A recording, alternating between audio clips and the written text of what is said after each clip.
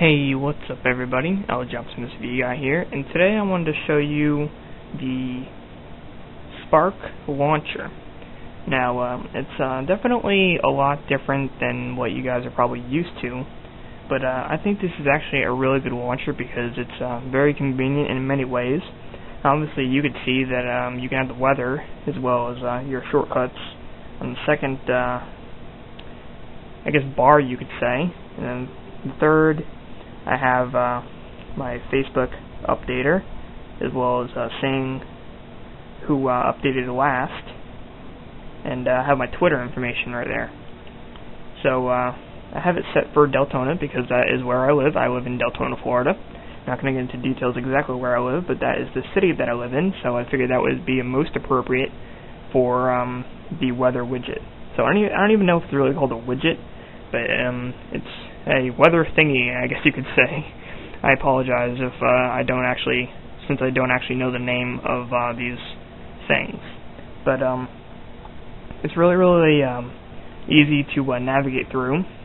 On the second level here, I have all my applications that I use.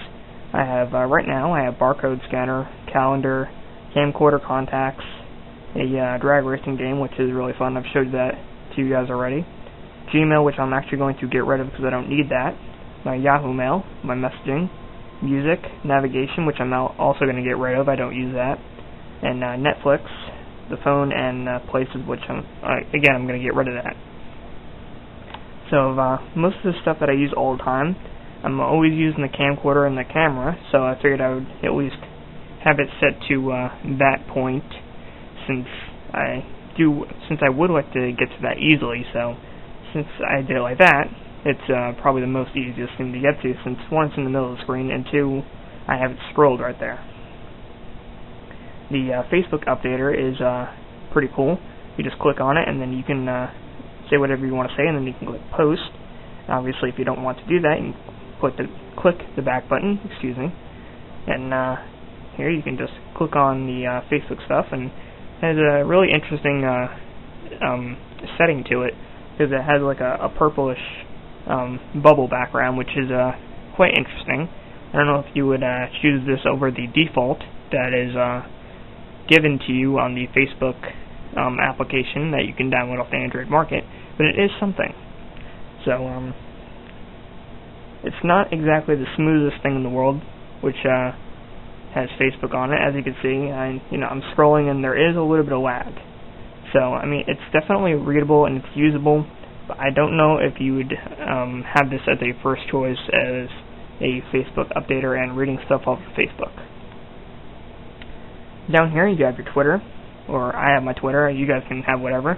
Again, it has the purple bubble background. It's going to be the same amount of lagginess.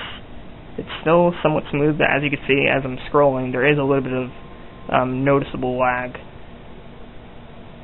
But it is very interesting to have. And if you're a Twitter person, then you're going to enjoy this. The menu button does not do anything on here, so we can just go back. And if you click on the weather, you can see the full, not really full week, because it only shows Thursday, Friday, Saturday, and Sunday. So I guess it shows the last 4 days with the weather. If you push the menu, you can add a city, remove the city, and then go into settings. And then see, I don't even know what those are, so I'm not even going to really mess with that. If y'all can tell me what it means or what it does, it'd be very much appreciated. And you can get to your phone just like you would with any other launcher. Push the menu to get to your other things, and it looks like it pre-installed 3 other things, which is, you could try the Lookout, try Fringo, and try Yousk Dating, which I'm going to remove those since I don't need that on here. But this is just as smooth as anything else. And obviously you have your browser, which I have mine home screen set to the YouTube, and then if you click the little Android guy, you can go to another separate screen, excuse me, and you can put whatever widgets and applications that you want as a add-on, I guess you could say. And since I like that drag racing game, I figured I'd put that there, have a Google search from the very top, and I have a TuneIn Radio so I can listen to my radio. So that's pretty much what this Spark launcher is all about.